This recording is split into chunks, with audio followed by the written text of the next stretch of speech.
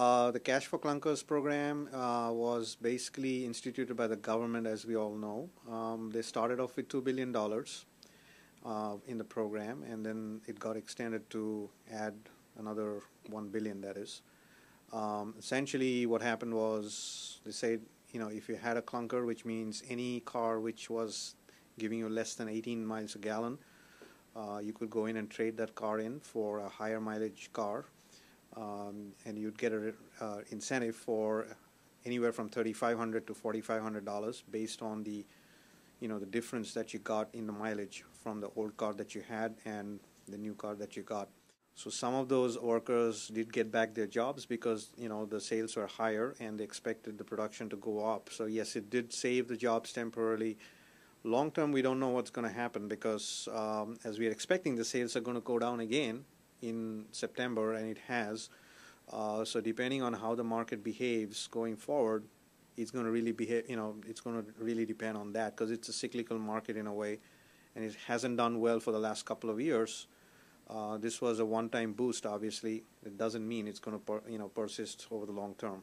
The data shows that the rough average of the cars that got traded in, the older cars that is, had a fuel economy of around 15 miles a gallon, probably slightly lower than that.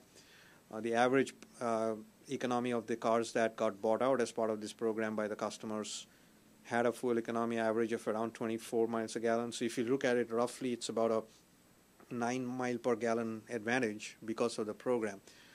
So if you extrapolate that, I was just doing a quick calculation of this. If you think that an average car is driven about 15,000 miles a year, so roughly 10 miles a gallon advantage because of this program means that you are saving probably about 1,500 gallons of fuel in a year. Times 700, we're talking about 1 billion gallons less of fuel that customers would need to purchase. The American cars are doing very well in those ratings, basically. And in some of the segments, they have actually done better than the Japanese car makers, basically. Their car quality, like the GMs and the Fords and so on, their cars are of a much better quality today than it used to be, about 15, 20 years back, let's say. But the problem with those makers has always been that, have I been able to change the perception of the customer in terms of how these cars behave and perform on the road? That's the big question. And I don't think that has been answered yet by these companies. I mean, although their cars are a lot better, customers still think that if somebody had a GM car, let's say from 15 years back, which gave them a lot of problems at that time, that perception still sticks in their mind, basically. So even if the cars are actually better, they may not go and purchase a GM car because of what they've experienced before. That's a lot more difficult to overcome, and that's, I think, what these companies will have to struggle against because no matter what these incentives are, these are short-term incentives. I mean, the 60-day money-back program that GM has currently, I think they have, it's running until November of this year, I think, as far as I know. So it's not going to last forever, obviously, because these are short-term incentives that they're providing. If they don't have these incentives, the real question is, would the customer come back and buy, a GM car without these incentives? That's the big if at this point, and it still remains as a big if for them.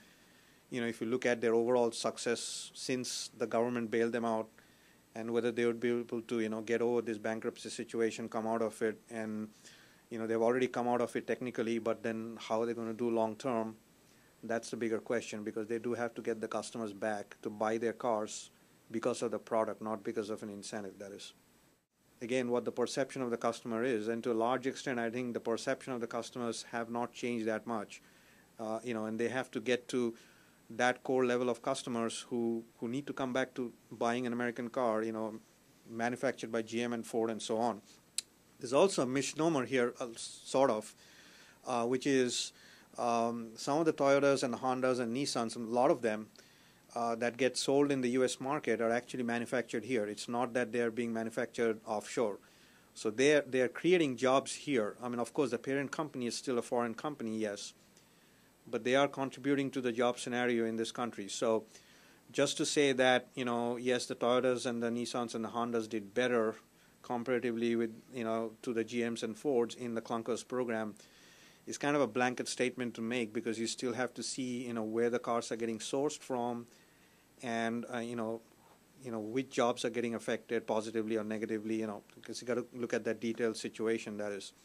But coming back to the quality issue, I think that's the biggest thing, would the customer come back and buy, let's say, a GM car because of the product and not because of the incentives? That is something we have to wait and see what's going to happen.